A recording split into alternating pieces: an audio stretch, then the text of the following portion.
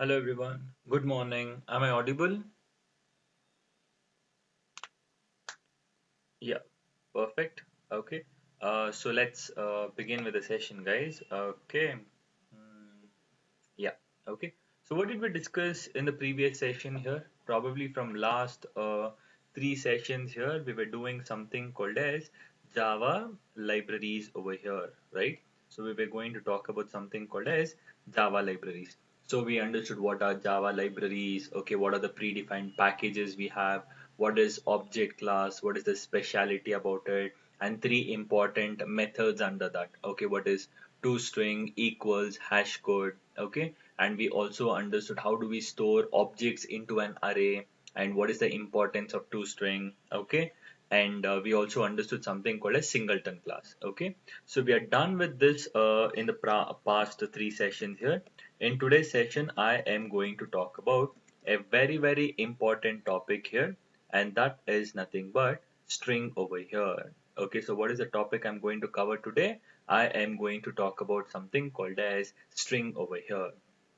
What is a string basically? Okay, so string is nothing but it's a predefined class, okay, in java.lang package here. Okay, so we all know that string is a data type here, but internally string is a predefined class. Predefined class meaning it is already existing. Okay, once we download jdk and try to work around with that, right? So string is already existing class here, present in java.lang package here. Okay, and this is also, okay, final class here. This is also a final class, meaning string class can never be inherited. Why? Because if a class is final here, we cannot inherit it, right? So therefore string is a predefined final class which is present in java.lang package here. Okay, and one more most important point here which we have to add here is, okay, string class is, okay, immutable in nature.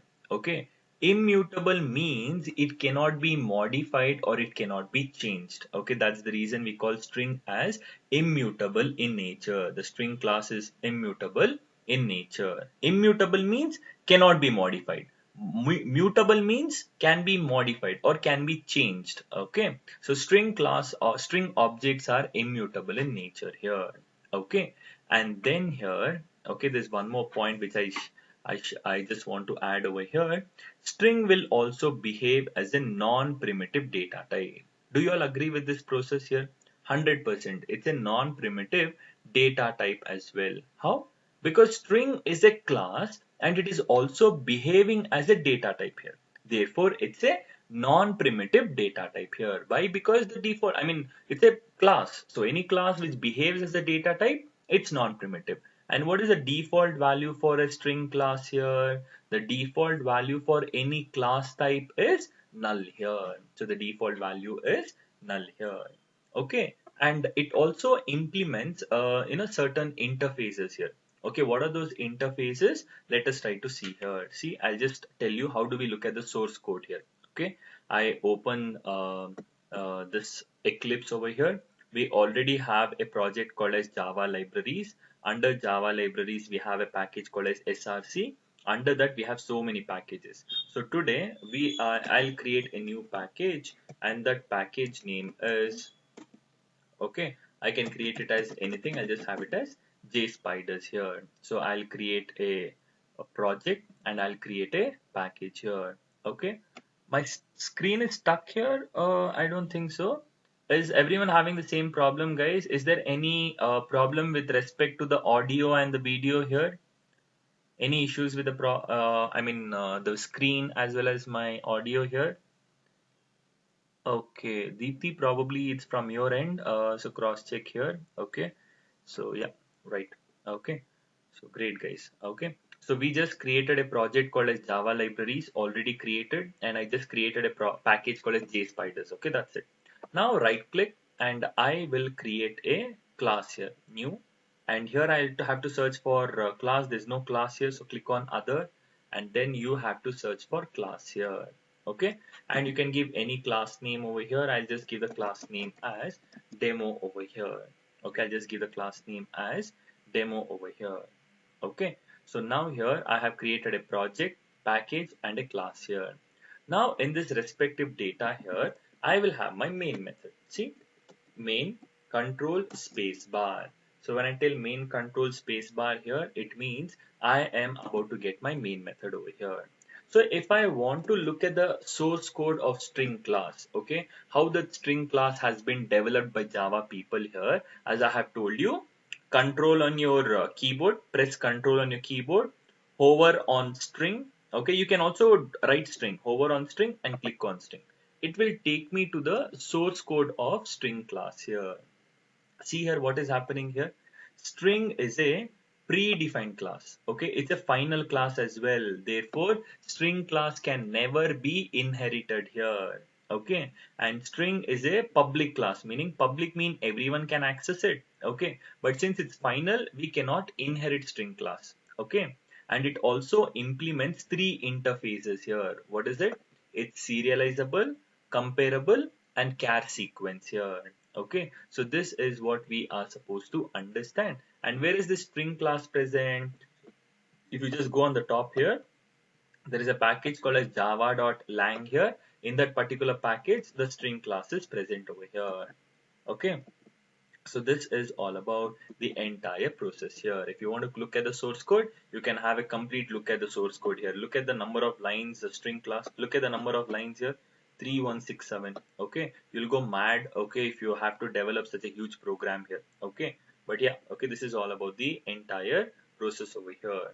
Okay, we are done with this entire part here. Okay, so what are the interfaces it is going to implement here? Okay, see here. What is string here? String is a predefined final, public final class. You can add one point called as public. Okay. String is a predefined. Predefined means it's already existing. Public means everyone can access. Final means we cannot inherit the string class. In which package is it present? Java.lang package. Okay. Got the clarity here? It's a predefined public and final class present in java.lang package. Okay. So string, in simple words here, okay, yeah, before that, okay, string objects are immutable in nature. What is that immutable here? I'll talk about it a bit later, okay, but as of now, just remember here, string objects are immutable in nature. They cannot be modified or they cannot be changed. It's immutable, okay. In other words, can I tell string is a collection of characters here? It's a set of characters or a collection of characters, and string also acts as a data type, okay, that behaves as a non-primitive data type, and the default value is null here. Got it? And then it also implements three interfaces. One class can implement any number of interfaces. So what are the three interfaces it is implementing? Serializable, comparable, and char sequence. Okay, so these are the three interfaces which string class is implementing. So this is all about the basic kickstart for string here. But now string, okay, string can be, okay, we can create string objects in two ways here. Okay, we can create what? String objects in two ways here. The first way is as a literal. Okay, we can create an object, string object as a literal, and the second way is with the help of new operator here. Okay, so string objects can be created in two ways, as a literal and with the help of a new operator here. Okay, so for example, see string, okay, s equals to, I write it as Java. So this is creating a string object, but with the help of a literal. Okay, this is like we are creating a string object as a literal here. And we can also create a string object with the help of new operator as well. How is it? It's simple. String, okay, object creation. String is a class, right? So we can create an object. See, string s equals to new string of, and we are supposed to pass the content over here. So whatever content I want to store, I have to write it down over here. So this is also a string object. This is also a string object, but we have two different ways of creating it here, because since string is a data type as well as a class. So therefore I can create string object in two ways over here. Okay, so when I go back to my theoretical notes here, okay, so the next point here is string objects can be created in two ways. as a literal with the help of double quotations and with the help of new operator as well. See, I've just given both the respective examples as well. Okay, so this is all about the string here. Got the clarity? But there are most important parts here, okay, which we are supposed to understand here. Okay, so string objects can be created in how many ways? We can create string objects in two ways here. Okay, that is with the help of a literal and with the help of new operator here. Okay, now we let us try to talk about a very interesting topic here. Okay, that is nothing but whenever we talk about string objects here, okay, that will get stored into a memory location, okay, and the string objects will always get stored into a memory location called as string pool here, okay. What is that memory location called as? That memory location is called as string pool, okay. So let me write it down somewhere over here at the bottom here so that you can easily understand here. So let me write it down somewhere. I'll write it down over here only. It is nothing but string pool here. Okay. So always the string objects will get stored into a memory location. And what is that memory location is called as string pool. That string pool is again further divided into two parts. Okay, it is further divided into two parts here. The first part here is we call it as a constant pool. Okay, we call it as what? Constant pool. And the second part is we call it as non-constant pool here. Okay, so string objects can be created in two ways, literal new operator. And all the objects will get stored into your memory location. And what is that memory location called as? String pool here. Okay, one is called as constant pool, another one is called as non-constant pool here. Okay, whenever I create a string object as a literal, okay, it will always get stored into constant pool, okay. And whenever I make use of new operator over here, okay, it will get stored into non-constant pool here, okay. So this is the second difference here. And the last part here is, okay, and the last part over here is, okay, duplicates are not allowed, okay, duplicates are not allowed with respect to constant pool, but duplicates are allowed with respect to, okay, constant non-constant pool here. So what is the meaning of it here? I'll just explain it in a beautiful manner here, okay, just wait for it. Okay, so first example over here, look here, I have string s1 equals to Java here. Okay, so this is nothing but a string object. Okay, actually speaking, it's a string object. All the string objects will get stored into a memory location. And what is that memory location called as? That memory location is called as string pool. Okay, but now I am creating an object with the help of a literal. So now where should the object get stored here? Is it constant pool or non-constant pool here? As a literal, if I create an object as a literal, always those objects will get stored into constant pool. So therefore, an object will get created here. Okay, what is that object here? That object is nothing but, okay, Java. Okay, and S1 is pointing to that respective object here. So if I create a string object as a literal, it will get stored into constant pool. Clear? Similarly, if I create a string object, see, string s2 equals to new string of, okay, and if I give it as SQL, okay, where will the string object get stored now? Sir, you are creating a string object with the help of a new operator. So always the string object will get stored into non-constant pool. If I create an object with the help of new operator, it's non-constant pool. So therefore, an object will get created and that object is SQL, and who is pointing to it? S2 is pointing to that respective object here. Clear? Similarly, I can have n number of objects, right? If there is no restrictions at all. So I will create one more object. String S3 equals to Java here. Okay. Now tell me, should the object S3 get stored into constant pool or non-constant pool? Should it get stored into constant or non-constant pool here? Okay, that is nothing but constant pool here. Okay, it's 100% that I have to store the string object into constant pool. But constant pool does not allow duplicates. This guy will never allow duplicates. But Java is already existing and I'm trying to store Java again here. So duplicates not allowed. So what will happen, the same object over here, okay, this is S3, that will get stored, that will be pointing to the same existing object here. Why? Because Java is already existing over here. So when I try to add Java over here, it will not point to a new object here because duplicates are not allowed. So to the existing object only, even S3 starts pointing here because duplicates are not allowed. But in case of, okay, in case of new operator, string S4 equals to new string of, and if I create an object and that object is SQL over here, so since I am creating an object with the help of new operator, it is always non-constant pool. See, new operator that has to get stored into non-constant pool.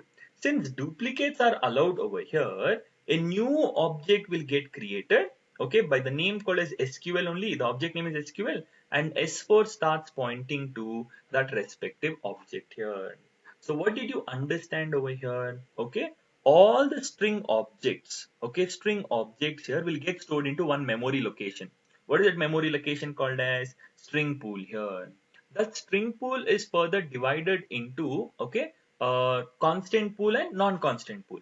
Okay, if I create a string object as a literal, that will get stored into S1, and if I create an object with the help of new operator, that will get stored into non-constant pool. Okay, duplicates who allows? Constant pool.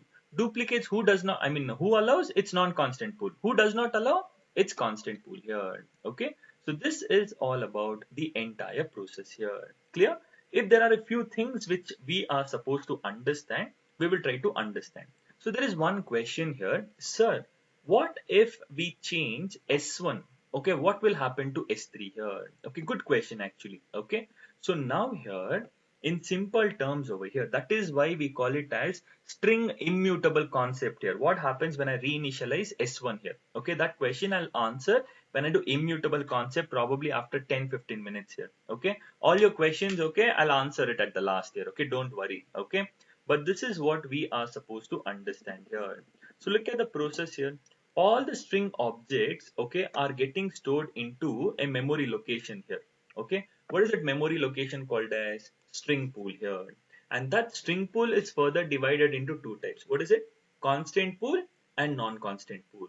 So therefore, all the literal string objects will get stored into constant pool, and constant pool does not allow duplicates here. Okay, and string objects which we create with the help of new operator, where does it get stored? Into non-constant pool, and non-constant pool will always allow duplicates over here. Okay, so this is just the memory hierarchy which we are supposed to understand. A few questions which are posted in the chat box, I'll answer it a bit later, not immediately. I'll answer it in some time so that you'll have better clarity. Okay, so this is all about, okay, what is string, okay, what is the memory hierarchy over here. Okay, so we have got the complete clarity about it. Okay, so now since string is a class, okay, and it is also inheriting the object class, do you all agree with this process here? See, now when I consider a string class, see, when I consider string, string is a class here.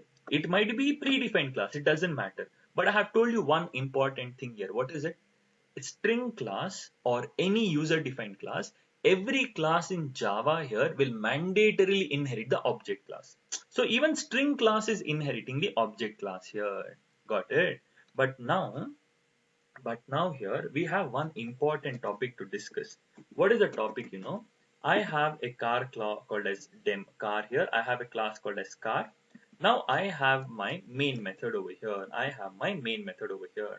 So now I will create an object of car C equals to new car of. Okay, got it?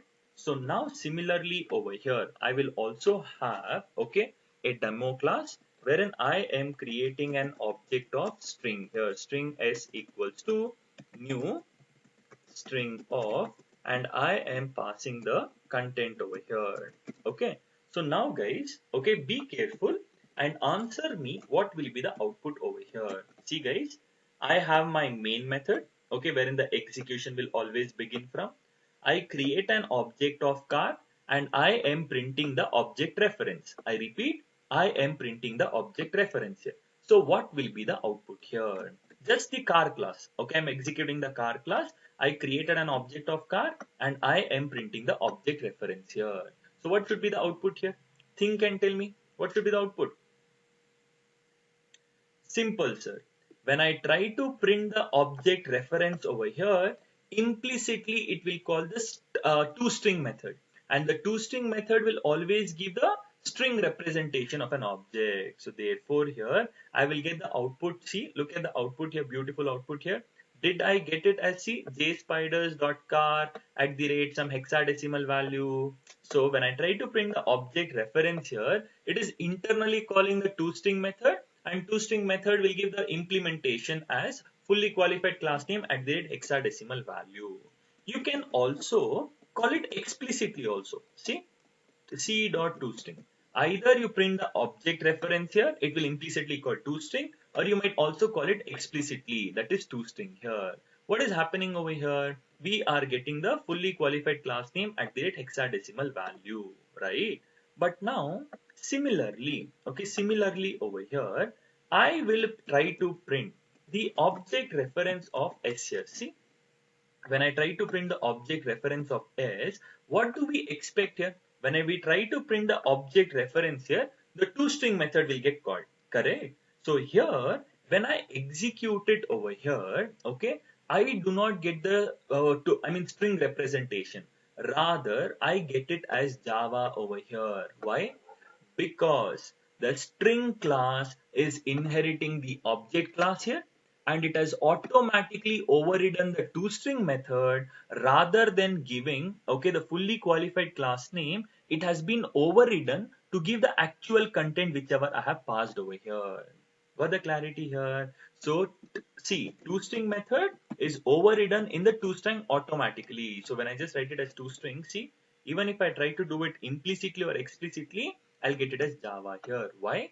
Because in string class, toString method has been overridden in order to give the actual content here. In car class, I have not overridden. That's the reason I'm giving the string representation. But in string class, automatically it has inherited okay the object class, and automatically it has overridden the toString method. That's the reason we are getting the content whichever I have passed over here. Done. Similarly, when I tell just observe one program here. I just wanted to explain something. So over here, I'll give you the clarity at the end here. Okay. When I tell c dot hash code, what did you understand here? Sir, every object will have a unique ID. So that ID is called as hash code. So when I execute it over here, I get the fully qualified class name. See, I get the fully qualified class name implicitly and explicitly, and I get a unique number. Okay. Whereas, okay, when I try to do, okay, the toString method, I mean the hash code of string, see, s dot hash code here, and I will pass a over here. I'll pass a over here. So now when I execute it over here, look at the output what we get here. Okay, look at the output what we get. I get it as 65 here. So what did you understand here? The hash code method was supposed to give a unique ID, correct? But now in string class, it is automatically overridden, okay, in order to give the ASCII value of the object which I have passed here. Hash code was supposed to give a unique number, but now in string class, the hash code method is overridden in order to give the ASCII value here. If you want to cross check, you can look at the implementation. See, press Ctrl on your keyboard, over on the hash code method, click on it. Once you click on it over here, see here, it has overridden the hash code method in order to give the the ASCII value. See, some H blah blah blah blah, some lot of calculations is happening over here. That is string dot class file. Got the clarity here? Okay. Similarly, if you want to see toString, press Control, click on the toString method, click on it. See, the toString method is overridden in order to return the current object. So when I tell current object over here, whichever object I have passed over here, the same object will be printed over here. Got the clarity? So now the toString method was used supposed to give the string representation, but it is overridden in the string class to give the actual content. Clear? Hash code was supposed to give the unique ID, but now it is overridden to give the ASCII value here. Got it? So this is all about the entire process here. Clear?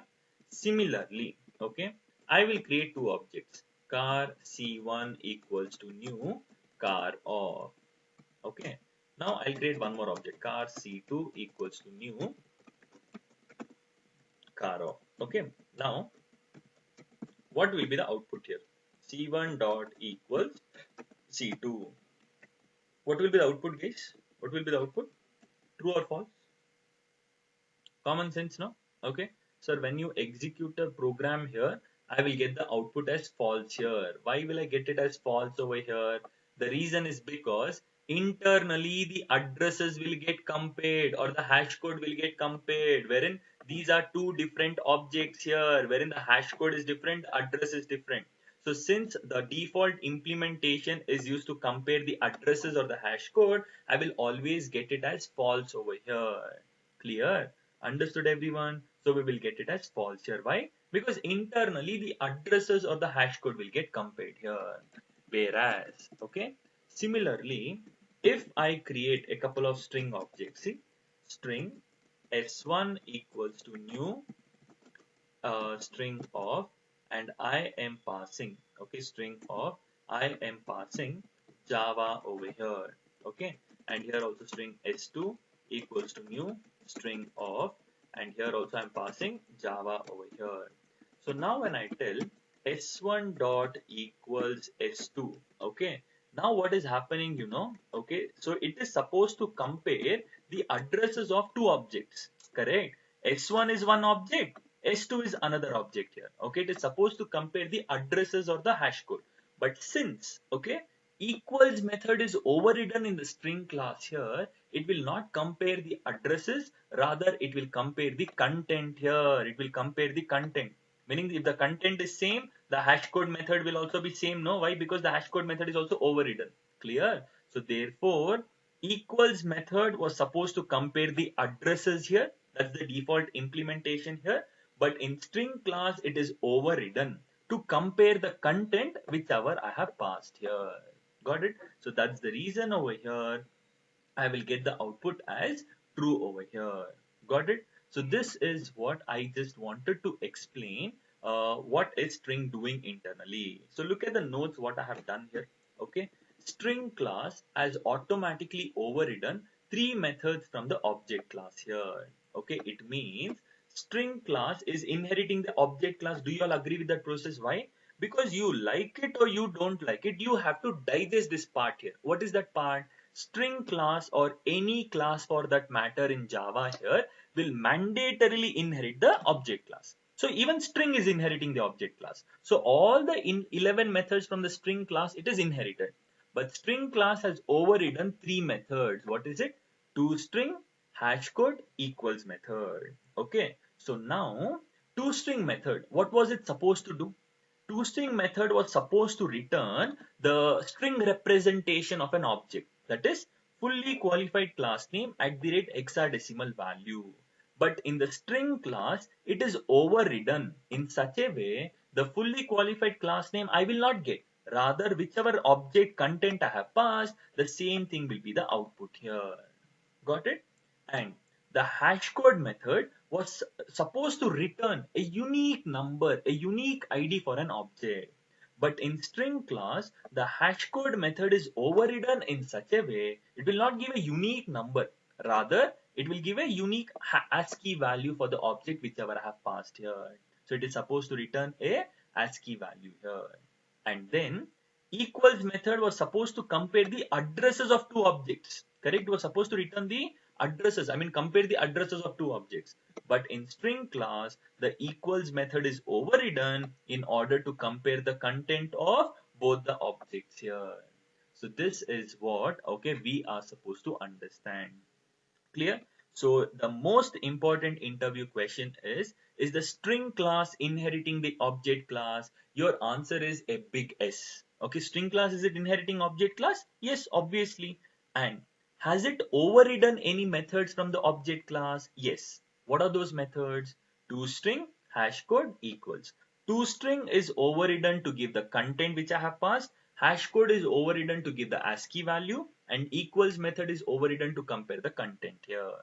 This is all about the entire process here. Clear?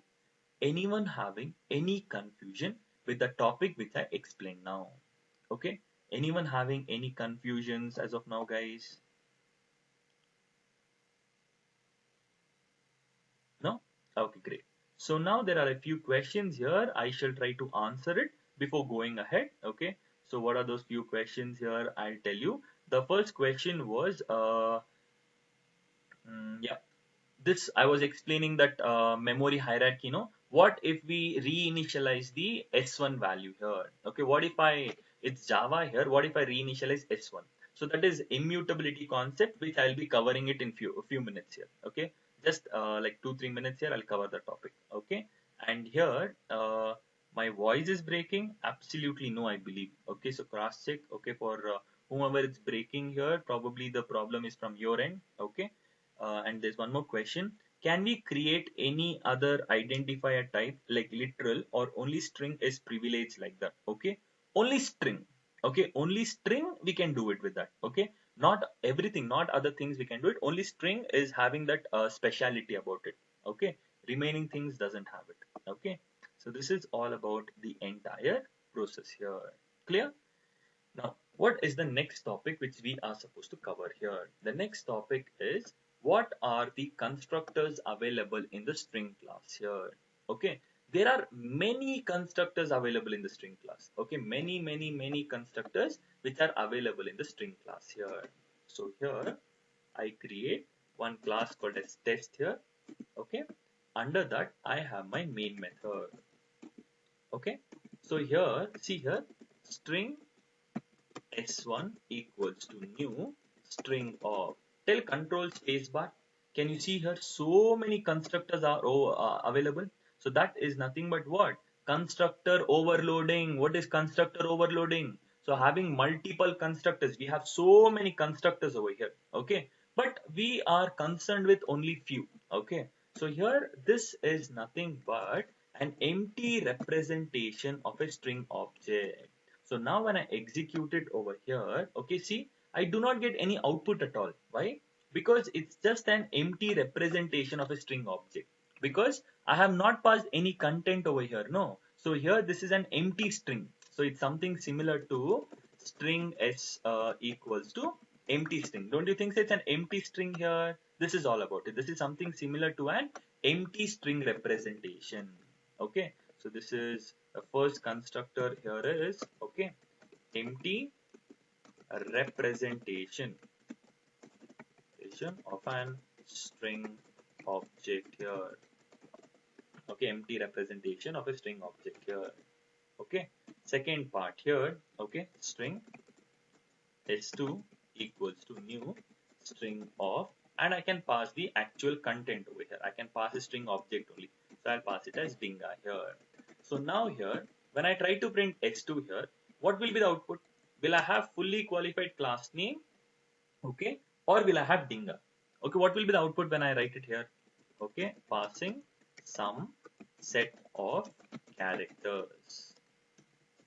Okay, so here I'm passing some set of characters, meaning I'm passing a string data.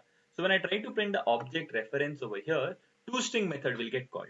Since toString method is overridden in the string class here, I will get the actual content whichever I have passed here. Okay, passing set of characters here. Set of characters, no, dinga is a set of characters, it's a string. So I'm passing a set of characters to the constructor here. And the third part here is, what is the third part? I'll tell you. Before that, see here, char C. When I tell char C, it's a variable declaration. Okay, C is of type char. It's a variable declaration. But as soon as I write brackets over here, it will become as a character array. Correct? Char array C here equal to open curly braces close, and here I will write it as J, comma A, comma B, okay, comma, and I'll also write it as A here. So this is a set of characters. See, this is a char array storing character values here, J, A, V, A as independent characters here. So now when I tell string S3 equals to new string of, and now if I pass this character array here, if I pass this character array to it, that will get converted to a string object, okay, and I will get the content here. See, when I try to print S3 over here, I will get the output as, okay, Java here. Why? The character array, whichever I have passed to the constructor, is getting converted to a string object over here. So the third set of constructor which are concerned over here is converting character char array into a string object here, for the clarity here. So these are the few constructors which we are supposed to know here. See, this is character array, so we are converting, okay, that character array into a string object here. Okay, this is character array. We are converting the character array C into a string object and trying to store it into S3. So when I try to print S3, that Java, which was a set of characters, will behave as a string here. Okay, so these are the few constructors which we are supposed to understand here. So what is the first constructor we saw here? That is nothing but empty string representation. Okay, meaning it's an empty representation of an object.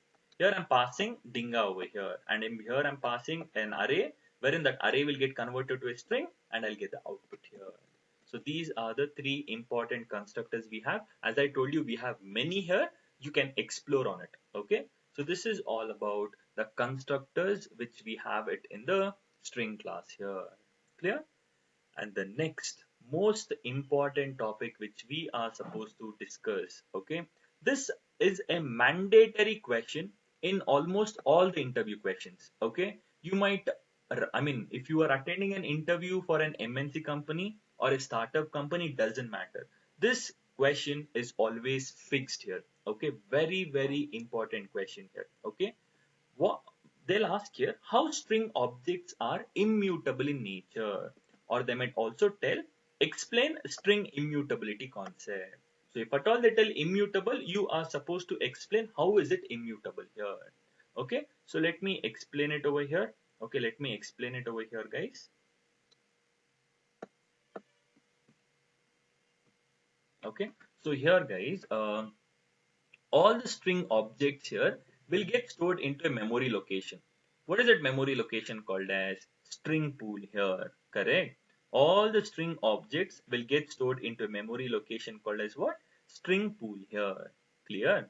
Now that string pool is further divided into constant, non-constant, literal, new, new operator, duplicates, not duplicates, blah blah blah. Everything is there, but it works the same for everything. Now here, okay, concentrate here.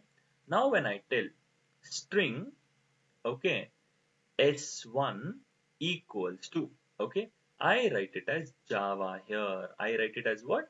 Java here. So what did you understand here? One object got created, and what is that object? That object is nothing but Java. Okay, that object is nothing but Java. And who is pointing over here? S1 is pointing to that respective object here. Correct? This is what we understood over here. Clear? Now here, similarly, okay, I will try to reinitialize. See, S1 equals to, now I will change it to SQL over here. So what is happening here? When we reinitialize a string object here, okay, whenever we are trying to reinitialize a string object, you know what happens here? Rather than modifying the same existing object over here, a new object will get created, okay, with the value SQL here, and then the old reference which was pointing to the old object will get dereferenced. Dereference meaning it will lose its connection here. It will get dereferenced here and starts pointing to the newly created object here. Got it? I repeat it. Understand? Whenever we try to reinitialize a string object, now I am doing it to web. Okay, it's a string object. Whenever we are reinitializing a string object. Rather than modifying the same existing object here, a new object will get created. Okay, with what? With whatever value I have passed. A new object got created by the name web. And the reference which was pointing to the old object gets dereferenced. Dereference meaning it will lose the connection to the old object and starts pointing to the newly created object here. And those objects, okay, which there is no reference pointing here, that all will get garbage collected. Garbage collected meaning all the unused objects here, meaning which does not have any reference pointing to it, will get garbage collected here. All the dereferenced objects are eligible for garbage collection. Garbage collection meaning the person called as garbage collector will automatically delete those objects. But in case of variables, right? See, when I tell int a equals to 10, there is a location called as a wherein it is storing 10 over here. When I reinitialize a equals to 20, the same value will get changed to 20. When I tell a equals to 30, the same thing will get reinitialized to 30 here. But that's not the case with respect to strings here. Whenever we try to reinitialize a string object, rather than modifying the same object, a new object is getting created. And the reference which was pointing to the old object gets dereferenced, and the reference will start pointing to the newly created object.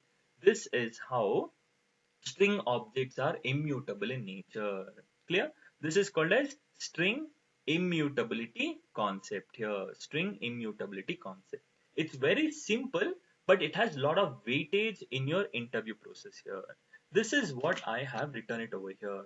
See, when we reinitialize a string object, rather than modifying the same object, a new object is created. Meaning, whenever I'm trying to reinitialize, it is supposed to modify it. But in strings, since strings are immutable, okay, it does not modify the existing object. Okay, rather a new object is getting created, and the reference which was pointing to the old object gets dereferenced. Dereference means it loses its connection and automatically it gets garbage collected and starts pointing to the newly created object. So this is called as, okay, string immutable concept here. Okay, this is how strings are immutable in nature here. Got it? So this is what we are supposed to understand here. Clear everyone here? Okay, so you are just supposed to understand. So the example, one particular student asked me, sir, what will happen to S1 over here? See, in simple terms here, if I reinitialize S1 here, see, S1 equals to, if I just write it as web over here, if I'm reinitializing here, what happens, a new object will get created. A new object will get created by the name web here, okay, and S1 gets dereferenced here, and S1 starts pointing to the newly created object. So S3 is still pointing to Java now. Initially Java was pointed by S1 and S3. Now it is only pointed by S3 here because S1 is pointing to a newly created object. So here if I change to S1, it will not reflect S3. Why? Because new objects are getting created here. Got it? So that's what I just wanted to tell over here. So just, I'm just not writing it over here because I don't want to confuse it over here, but just understand the process. What happens when I try to reinitialize a string object? Clear?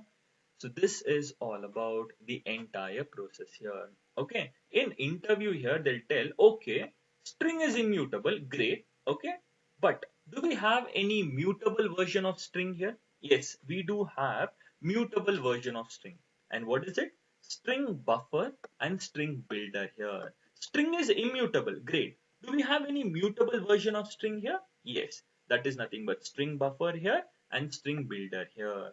Okay. So what is string buffer and builder here? How is it mutable here? I'll talk about it later, not today. Okay. But back of somewhere you should have this entire process here. Okay. So this is all about string and its respective specifications over here. And the only topic which I'm supposed to cover now is the methods present in the string class. Okay. Once I'm done, probably we're done with the entire session. We have many methods in the string class, but we need to understand a few important methods here. Clear? But whenever you come across mutable version of string, we are supposed to come across buffer and builder here. Okay, let us try to talk about a few methods in string class, and then okay, we'll have a brief summarization, and then we'll wind it up. Okay, so next 10-15 minutes, quickly we'll try to do it. Okay, methods demo here. I'll write a class called as methods demo here. Okay, now under that, I will have my main method. Okay, so you can create a string object in whichever way you want, as a literal or with the help of new operator. It doesn't matter over here in this particular scenario here. Okay, you can create it however you want it over here. Okay, so here I'll just create a string object. String s equals to, okay, I'll just write it as software developer. Okay, I'll just write the string object as software developer. This is also a string object. Okay, so now I have one method called as s dot. We have a method called as length method. When I try to talk about the length method, okay, it is used to count the the length of the entire string here. Just a moment, let me try to I'll be using it several times here. Okay, so that's the reason I am trying to copy paste it. Okay, so when I tell s dot length here, what should it return here? It should return me the length of software developer here. So what is the length of software developer here? It's 18 here. So if you count here, see, it's 4, 8, even the space is considered 9, then comes 9 plus 3 13, 13 plus 5 is 18 here. So the length of software developer is 18. Got it? So what is the job of length method? The job of length method is used to calculate the length of a string, and even a space should be considered here. We shouldn't ignore. See, if I give a couple of spaces over here, what will happen over here? I'll get it as 19. Why? Even a space is a character, even a dot is a character. We are supposed to, refer all of those. Got it? Done. Similarly, we have a method called as s dot, okay, to uppercase. Okay, I hope you got the clarity of it as well. Okay, immediately you got it. Similarly, we have a method called as s dot to lowercase. So now when I execute it over here, you can only easily understand. I need not explain anything. S dot to uppercase meaning the string is getting converted to uppercase, and S dot to lowercase meaning the string is getting converted to lowercase here. Clear? So that becomes, comparatively better here. Okay. So that way you can do it here. Okay. Similarly, okay, we have a method called as S dot starts with, I write it as soft over here. S dot starts with soft. Is it true or false here? I'm just writing, is the string starting with soft or not? So the output here, when I execute it, is false here. Can you tell me why is it giving it as false here? It's supposed to be true, no? Why is it giving it as false here? Think and tell me. It's supposed to, it's starting with soft, no? SOFT, it's starting with soft here. But why is it giving it as false here? Okay, it's supposed to give it as 2, no? The reason is Java is case sensitive. Okay, it is always uppercase SC. Now it gives true for the second instance. Why? Because Java is case sensitive, no? So we are just checking it is uppercase SOFT. So that is why we are supposed to be very, very smart enough in order to decide, okay, what will be the output here. Okay, so if we have starts with, we are supposed to have something called as ends with as well. Okay, ends with er. Is it true or false? It's supposed to be true. And s dot ends with, if I just write it as elopr, okay, so will it be true here? When I execute it, the first instance will be true, and then it will be false here. Why? ER is true, but ELOPR is false. Why? Because we're starting with uppercase E here, wherein it is lowercase e here. Got it? So that way we are supposed to differentiate between what are the method functionalities over here. Okay. Similarly, we have many, many methods over here. Okay, so we'll try to discuss all of those. And s system.out.println, I have to tell s dot, okay, I have a method called as contains. I will write it as, okay, dev. Okay, I'm telling if the string contains dve here. Is it true or false, guys? Is it true or false here? think and tell me here. Is it true or false here? Software developer, right? It's supposed to be true, right? Okay, it's supposed to be true. But here, when I execute it over here, okay, I'll get it as false here for the very first time. Why? Because I'm starting with uppercase. Oh, I'm so sorry. Oh, I made use of concat, is it? I'm so sorry. Contains uh, Dev. Okay, so here it is true here. Why? Because I'm starting with uppercase D here. That's the reason. Okay, see if you could closely observe, it's uppercase D. See, it's uppercase D over here. So that way we are supposed to identify. Okay. Similarly, as I told you, we have so many methods here. One more method, s dot concat. Okay. Software developer. Okay. I'll just write it as in ty. So what did you understand? Concat. Concat means it's going to append it. See, I'll get the output as software developer in ty. I want a space, no? So you can give a space here. S dot concat in ty meaning concat means combine. So software developer in ty. So the string gets printed as it is, and we are concatenating and printing it. That is ty over here. Got it? So these are the six or seven, yeah, seven important methods here. But we have many. Okay, don't worry. Okay, few more. Sys out. This is one of the most important methods. S dot char at index position 2 here. So I'm trying to find out the character in index position 2 here. So you have to tell me the output here. Let me copy paste it over here so that it becomes very easy for you all to predict it. So what will be the character present in index position 2 here? Okay, can you think and tell me over here? So I'm telling s dot char at 2.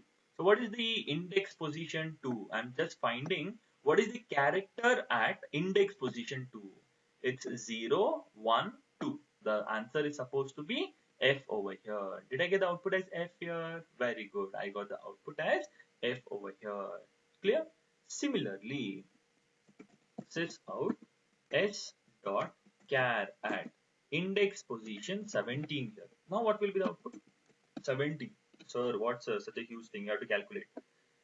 0, 1, 2, 3, 4, 5, 6, 7, 8, 9, 10, 11, 12, 13, 14, 15, 16, 17. So, the index position is 17. That is nothing but R over here. So, I'll get it as R. Did I get it as R here? Because index position will always start from 0. So, the output will be R here. What if I give it as some random, 90? We don't have any index position as 90 here.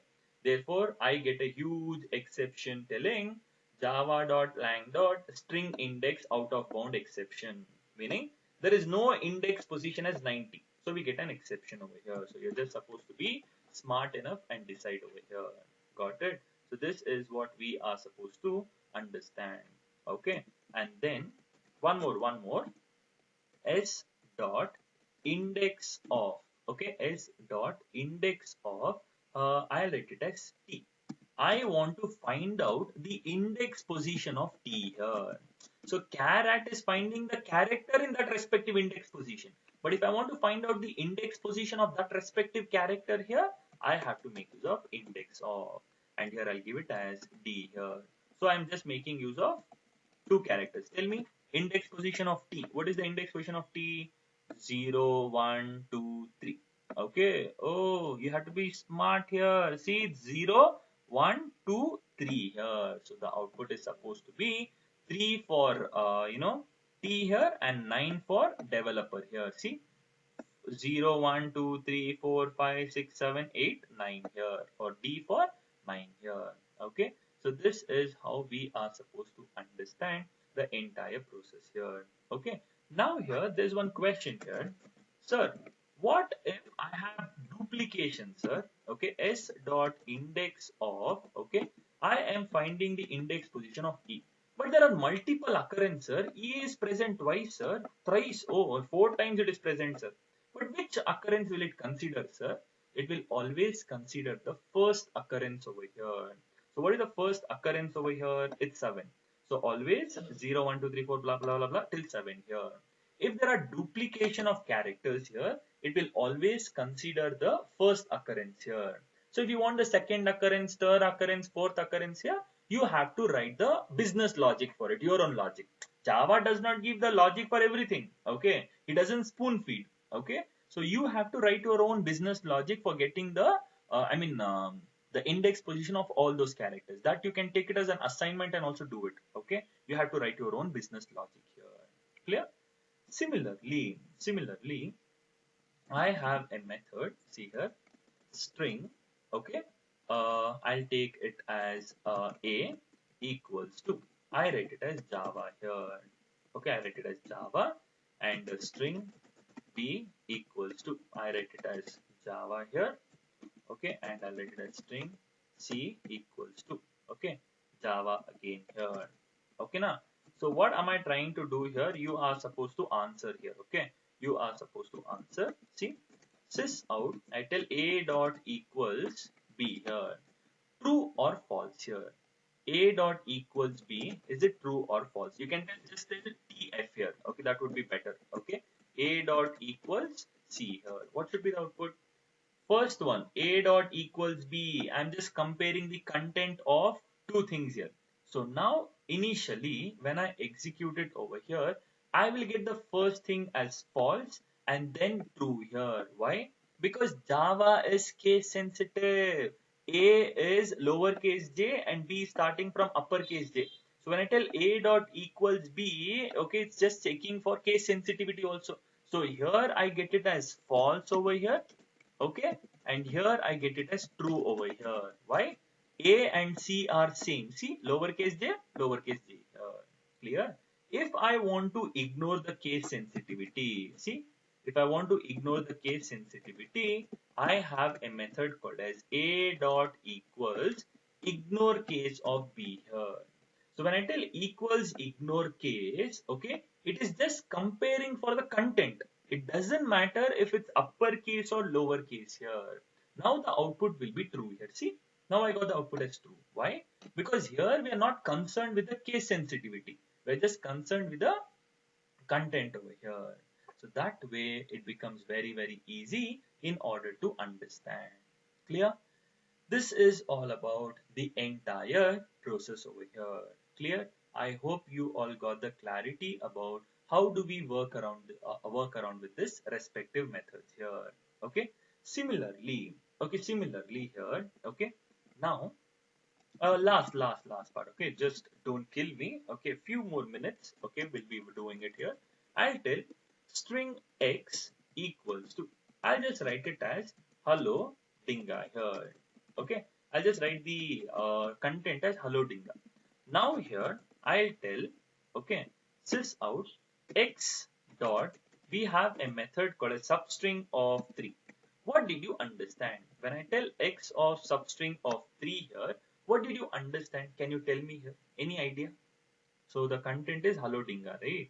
So now let me try to open paint here.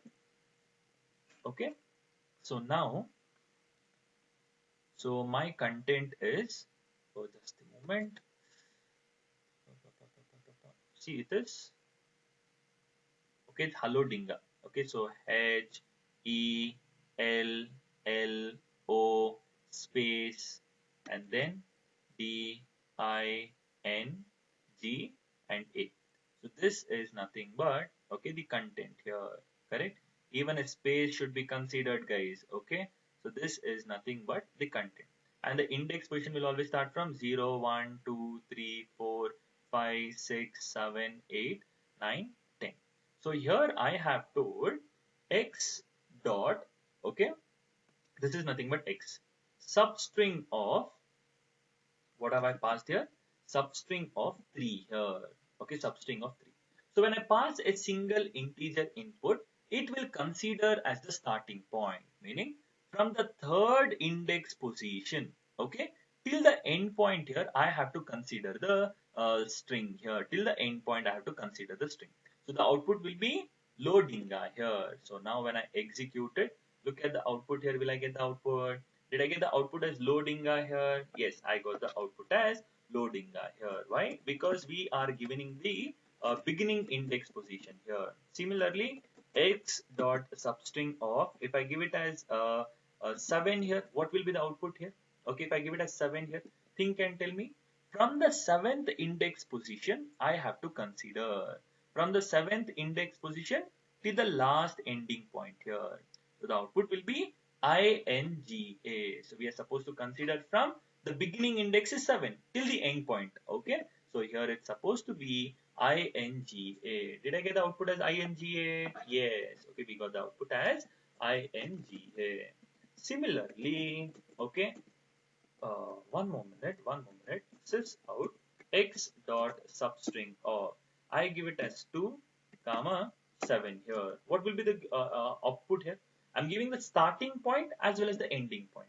So what should be the output over here? Okay, I'm giving 2 comma 7 here. So think and tell me, if I give it as 2 comma 7, what will be the output? 2 comma 7 here. You tell me the output. Okay, so here I have to start from second index position. Okay, I have to start from second index position and I have to end it till 7. Okay, 7 meaning it's still I, but we shouldn't consider the end point here. We have to traverse it till 6 only, because if I give the end point over here, it's up to the end point. Up to the end point meaning we are not supposed to compare the end point here. So it's just before the end point here. So it is LLO space D here. So the output is LLO space D here. Did I get the output as LLO space D here? Yes. So this is why I did this particular method here. Substring is calculating a small string within the entire string. When I give the endpoint here, we are not supposed to compare the endpoint here. We are not supposed to consider it. It's always up to the endpoint here. This works similar in Python as well. Okay. So x dot, one more good example. I'll start from 4 and end it till, okay, and I end it till 10 over here. 4 comma 10. Now you have to tell me here. Okay, what will be the output? When I give it as what? 4 comma 10 here. So if I give it as 4 comma 10, sir, I have to consider from fourth index position.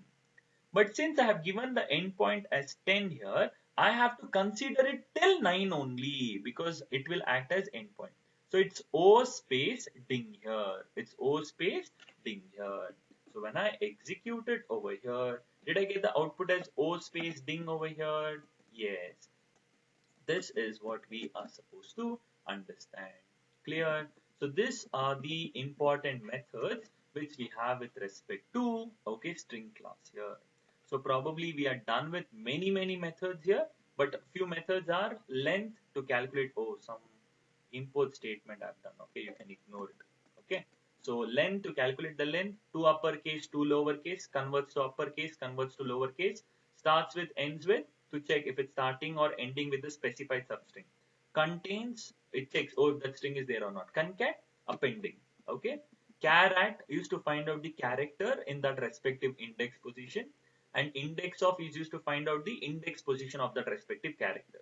And then equals and equal ignore case we know, and then substring also. Okay. So these are the important methods which we have with respect to string over here. Clear? This is all about the entire process, guys. Okay. So anyone having any confusion over here in today's session? So what have we done in today's session here? We just completed, this is what we are supposed to understand over here. So very important part here. Okay. So now let us try to discuss here. Okay.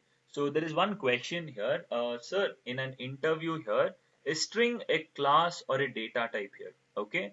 String is always a class which can also behave as a data type. That is nothing but non-primitive data type. In an interview, if they ask here, you are supposed to tell string is a class, but it has the speciality to behave as a data type as well, wherein it will behave as a non-primitive data type. Why? Because it's a class. That's the reason. Okay. So we understood what is a string here. Okay. And we also understood what are the two ways of creating an object and what are the memory locations over here, constant, non-constant. Okay. And it has overridden how many methods? 3. ToString was supposed to give the fully qualified class name, but in string class it's overridden to give the content. And hash code is supposed to give the unique ID, but it gives the ASCII value. Equals method was supposed to give compare the addresses, but now it compares the content here. And we understood how is it immutable, and what is mutable version of string? buffer and builder, string buffer, string builder. We'll talk about it sometime later. Okay.